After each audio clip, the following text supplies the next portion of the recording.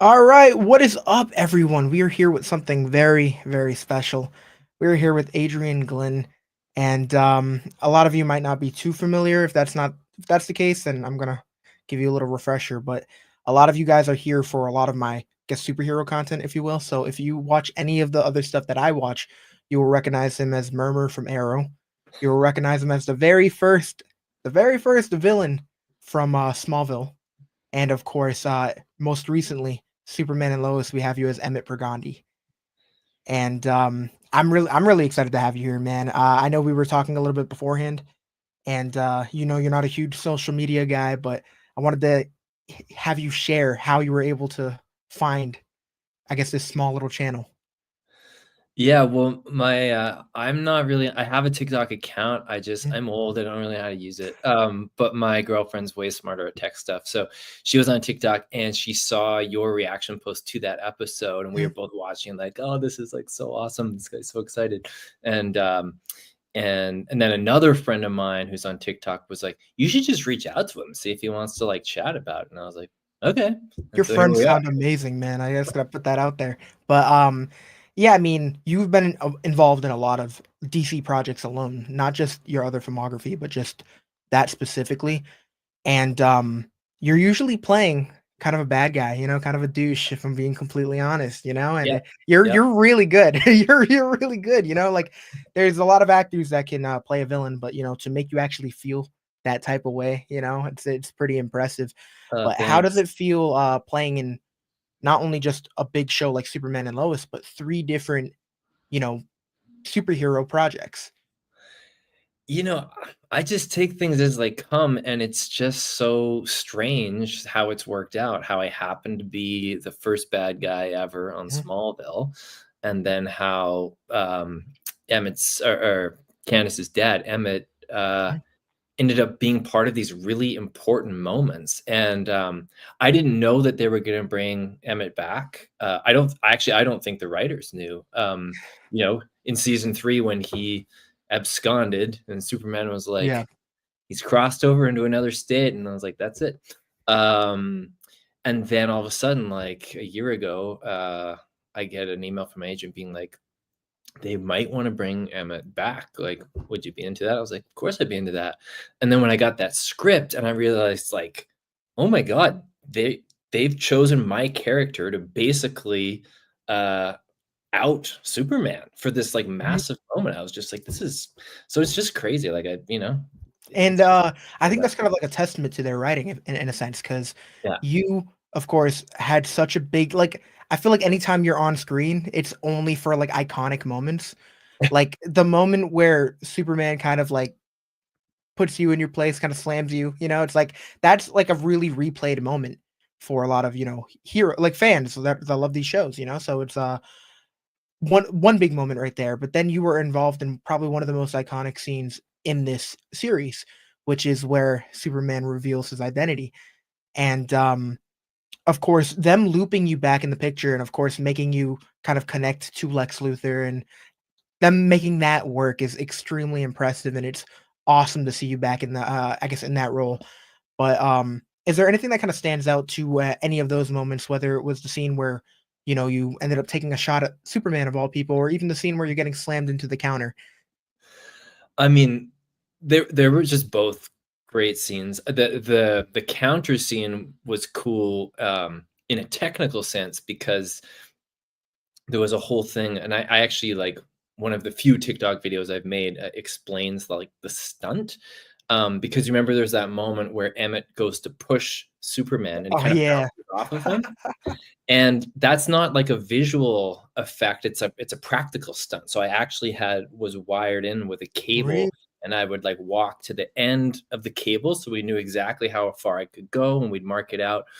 And so then when I went to push him as hard as I could, the cable would snap me back, giving the effect that I'm bouncing off of him. Oh, that's so cool. And it's such a simple idea, but it was so effective, right? They didn't have to use any like computer graphics to No, change for it. sure. Bang, there it is.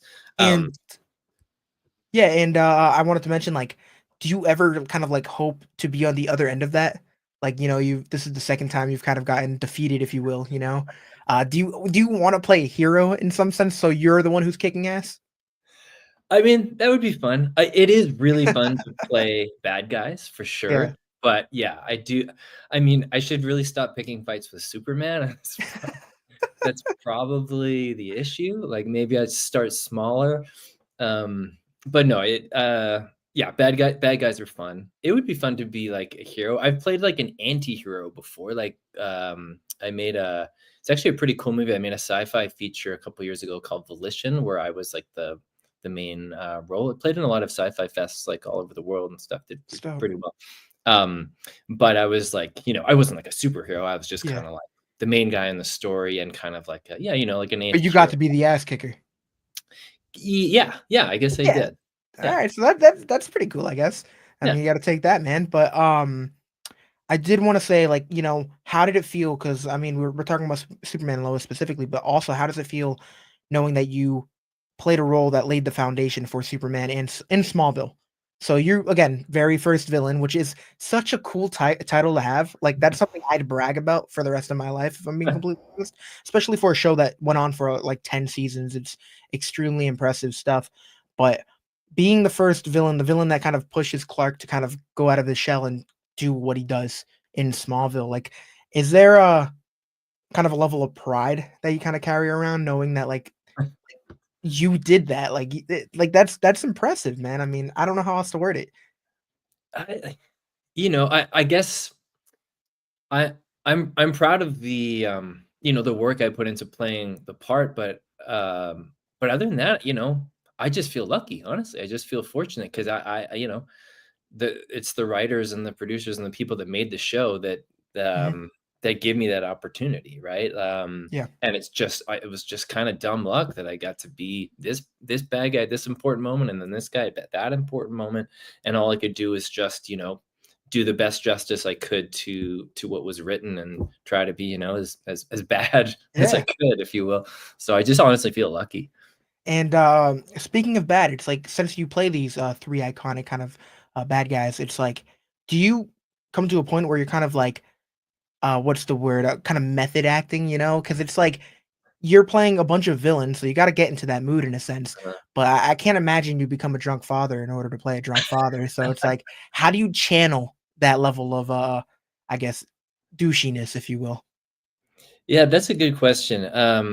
Yeah, I wouldn't describe myself as a fully method actor, but you do have to find a way into it. So I think it's more like replacement. Like if you're needing to play being like viciously angry or viciously mean or something, try to relate to something else in your life that has made you feel that way, right? So that's the Mhm. starting place because you need to have the emotional center.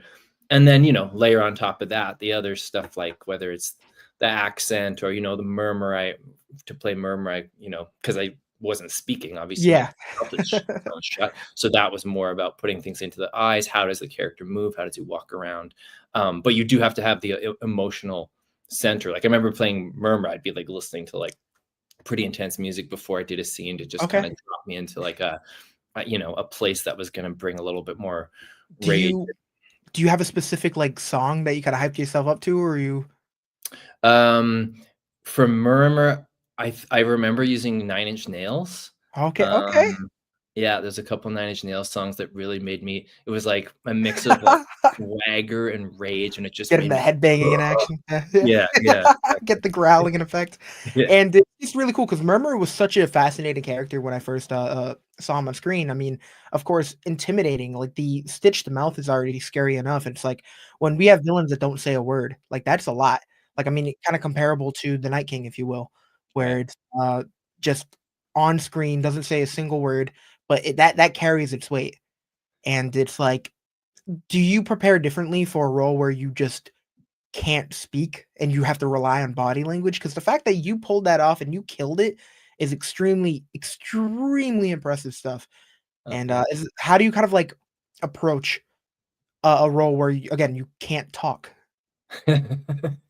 I mean, it saves you a lot of time with memorization, that's for sure. Yeah. Um, but yeah, no, I think it was a lot of just kind of practicing in front of the mirror, trying to put the emotion, you know, really into my eyes, like focusing on that more than I normally would, because that was going to be the main thing. And yeah, and working on like that walk and that physical presence, and you know, like I wanted him to, like, I'm not a big imposing guy physically, um so I needed to sort of, but I still needed to convey a level of like intimidation and swagger and stuff like that. And so it Yep. was just sort of practicing, like, how does he move around? How does his head move? How do his eyes kind of like look at people, and that kind of thing. And yeah, and then like I was saying before, like finding the emotional center. And yeah, but yeah, without words, that's like, it's a totally different thing. It was a really cool experience to do that. And it's kind of like, I don't know. I feel like it's like a full circle moment because when you think of the start of the Arrowverse, you think of Arrow, and so you were on that show, and then we're kind of coming to a close of the Arrowverse as a whole with Superman and Lois. But if you ignore Arrow being like say the first show, you were still involved with Smallville, so you're involved with two shows 2 decades apart. I mean, this is like I feel like not many people can say that they have been able to be involved in such in a franchise like that. You were involved in like one of the best Superman shows, of course, Smallville, and now probably it could be the last Superman show that we get for a while, which Yeah, is yeah. Superman and Lois. And it's like when you watch a character and then they bring that character back after 20 years, it feels like a salute, I guess, to that actor. So it's like, do you feel kind of like honored to be able to say that you've been involved in like 3 decades worth of superhero content? Oh, absolutely. Absolutely. And especially because it was such special moments. Like, Mhm. yeah, Yes, it's not just like, you know, a lot of like villain of I the live week in type thing. Vancouver. Yeah.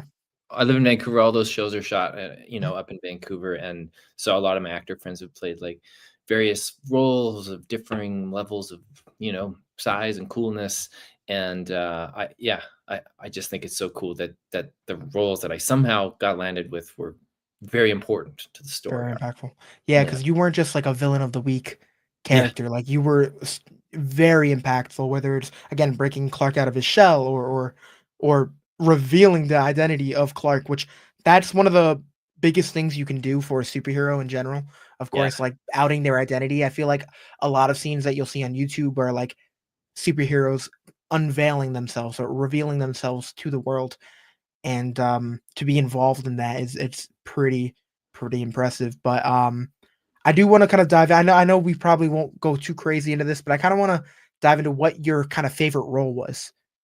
Like, and not necessarily just it could be like DC projects, but it could be as a whole. If there's anything you want to talk about that your fondest memory on set or something like that, I just want to kind of hear your experiences. Yeah, favorites are tough because they're all so different. I Mhm, mean, well, I remember. So Smallville, I was like 20 years old when I shot that. I was pretty new. Like I had, you know, I'd done some acting in high school. mhm. And I was just like, I was in my first year out of high school. I'd gotten an agent and I'd gotten, I think, a couple like one-liner parts, and then landed that part. And it was like, oh wow, this is exciting. This is like, clearly this is going to be a very big show. Um, I got to go to the table read, and if anyone doesn't know what the table read is, that's like before an episode is shot, all the main cast and the writers and stuff are in a room around a big table, and they have their scripts, and they read the scene. And that was a very exciting table read because it's like the pilot episode of this show that was definitely going to be really big, and we're all like sitting around like reading this thing, and then there's just a real buzz in the air, right? Yeah. um, and Tom Welling was also like pretty new to acting. Like I think he'd only had a couple small roles before that. He'd like done a bunch of modeling. He hadn't really acted that much. So during the course of that shoot, we talked a bit about acting and stuff. So okay, so here's the funny thing is, at the end of that shoot, I wrote some people some cards to say thank you and gave some people some like small gifts and stuff. This is gonna sound really weird, but I gave Tom Welling a book on acting. Oh, Okay, no, that could that be sounds taken bad. so many That different sounds ways. bad. But let me qualify that, because that on paper, that's like, "You did what?" Sounds Yeah. terrible. But it wasn't a diss. It wasn't like, "Yo, you need to learn how to act." Like I said, we were both, like, Yeah, pretty fair green enough. actors. We'd been talking about it. I had just got accepted to an acting school in New York, and I was about to go, and I'd been reading this, like, the textbook, like, it's a small little book on acting, that this program puts out, and I was, like, really inspired by it, and I'd been telling him a bit about it, and so, anyway, that's why I gave it to him. It wasn't like, "Yo, dude, learn to act." I love how you have to clarify it with, like, Oh, a yeah. 1-minute explanation, or it just sounds terrible. I know, Like, I know. honestly, but, is that something that you often do, give gifts to your castmates? Only if it's something that you've been on for Yeah, a and I while. For Smallville, like, that was that my was first important, kinda, yeah. like, meaty role, and, I shot, like, several days, like, Yeah. probably 8 or 9 days on that, Wow. and we all felt like a little family because it was all this, like, It everyone was was the just start, yeah, right? yeah, When you come into a show and it's already been running for, like, 3 years, and you're coming in for, like, as an yeah. actor, for a couple days, then, it's kinda like you're there to do your job and get out, but in this case, yeah, it felt like a special little kind of family thing. That must be a nice feeling for sure. Yeah, Um, I know, like, you've done a lot of things, and a majority of the roles other than Smallville have been kind of you diving into it, like, in the middle of, such as, again, Murmur, that wasn't until later on. yeah. Um, but I'm assuming you still got to interact with a lot of the cast, so that must have been a blast, but, how is it, of course, having to stick around for just a little portion of it? Like, you're only there for, say, like, again, like, 8 or 9 weeks, or maybe even smaller than that. It's like, as an actor, it must be a little tough to gain those connections, and, having to work scenes and get that chemistry with specific people, just to Yeah, be like, "Okay, now I gotta leave," like, and, for Superman and Lois to be able to be like, "Hey, I was there in season 3, you gained, who knows what kind of relationship, but then you got to come back again and kind of recreate that magic again one more time." Does it feel good knowing that you got to kind of enjoy Superman and Lois for one last go around? oh, definitely, and, um, it's cool that you bring that up about, like, coming into a show because this is, like, it's a I mean, it's the experience of a lot of actors, but especially in Vancouver, because in Vancouver, generally the lead roles are all cast down in LA, and they come up and they shoot it, and the Vancouver actors tend to get the guest stars and the smaller roles and stuff. Um, and so it is a weird thing, um, because we're often coming in for, like, a couple days. Man, I only had for the season 4 of Superman and Lois, I was on set for 2 days. That's it. Wow. Um, yeah, like, I mean, it was a big scene, it took a long time to shoot, but yeah, 2 days. And then for the other one, for the 2 episodes in season 3, probably a grand total of, I'm gonna guess, 5 days on set. So it's like, and you're coming into this world where these people are working together, not just the cast, but the crew every single day, like, 5 days a week, 12, 14-hour days. Um, so they're a family, Mhm. and so you're kind of coming into this, and it's always a little, honestly, it's always a little bit tricky because they all Yeah. know each other so well, and they know exactly, like, how to Yeah. relate and stuff, and you're trying to figure your way in, and also when you're playing the asshole, like, that's tricky too because different people have different, like, I remember noticing with Bitsy, for example, who's this lovely person, but I could tell she was, like, keeping me at a bit of a distance, which, I'm guessing is probably part of her process Mhm. because she knows the scene that we have, I'm a piece of shit, and she needs to be able to, um Hate convey you. that, and so Yeah. I think, my sense is that she was, like, kind of keeping sort of an arm's length, not talking to me too much outside of, off of set, um, to kinda keep that thing. Whereas some people are like Michael Bishop, like, right off the bat was just, like, super friendly. It was like, "Do you wanna rehearse the scene? Like, let's do this," Oh, and so everyone has their own process, right? And, but yeah, so when as a newcomer coming in for such a short time, it's a bit of a challenging situation and something you sort of have to get used to if you're, if you're an actor that comes in and does these smaller roles.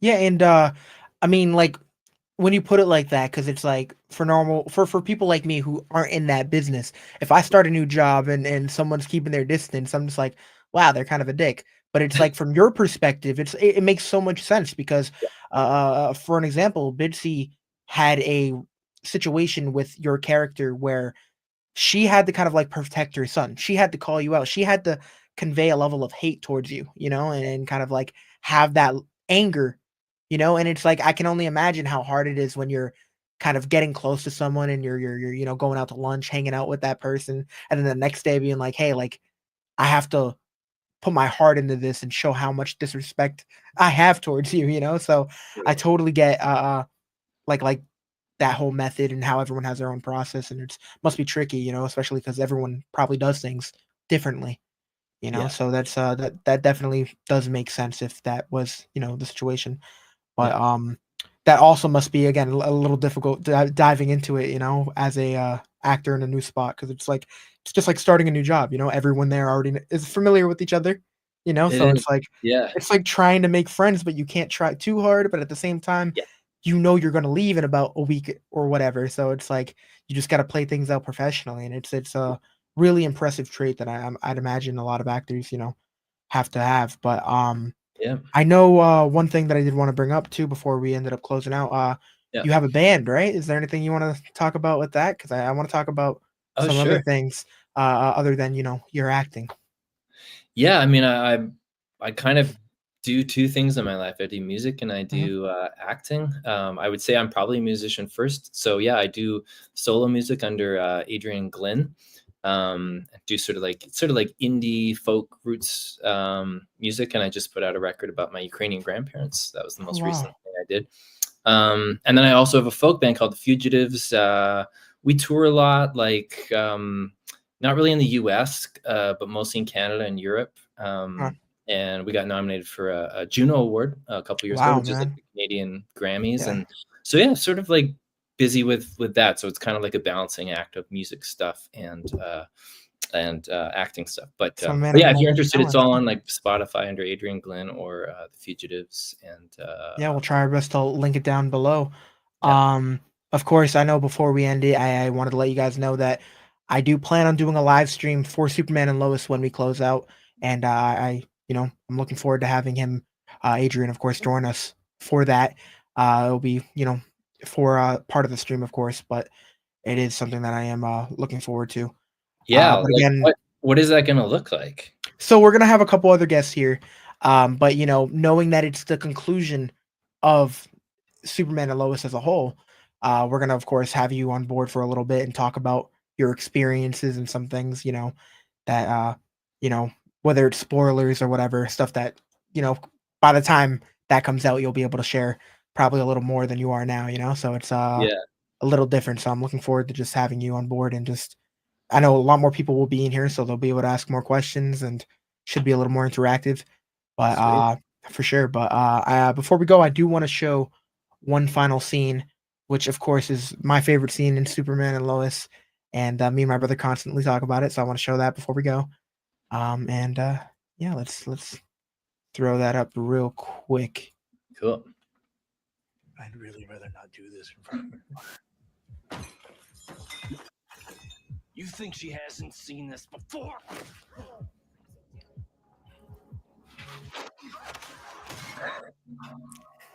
Now, if you Come on, dude. That is so cool. That is so cool. And knowing that there's like a lot more to it than just, a simple push and then pull back. I mean, to hear to hear you talk about I guess the logistics, like, the practical side of it is just so impressive. And as an artist, it must be extremely cool to kind of talk about your craft, but also see everything kind of happening, Yeah, yeah. together. It's one But of the really fun things about, well, TV acting, but especially on superhero stuff, because there's always cool stunt-related mhm. things, and anyway, we can jump more into that next time, but, Yeah, for sure. yeah, yeah, it's really cool to see how that technical side works. And is there anything else you want to plug before we call it a day? No, I mean, I think that's it. If anyone wants to follow me, at Adrian Glenn, and I'm happy to answer questions or whatever. I'm on social media. I'm not on it like rapidly, but He's on it, but I'm he's there. not on it. Yeah, so, Yeah, yeah, exactly. for So sure, but if we I'm will slow to respond, that's but I do eventually respond. Perfect. And again, we'll be back in about 2 weeks. I think it's like December 2nd when the show ends, so we'll figure out a day when we go live. But again, just a big thank you to everyone that's joining and who has been here. And again, big thank you to you for bringing these characters to life. And again, I in my high school was filled with like Arrow and all that stuff. You know, watching Smallville. Yeah. So to have someone like you on the channel is a pretty big deal. So I do appreciate you. Appreciate man. you reaching out. My pleasure. And Thanks for being such a no easy to problem, talk man. to interviewer. It's Of great. course. And I look forward to seeing your career like even more down the road, So Oh, thanks, until man. next time, guys, thank you for watching. Cheers. See ya.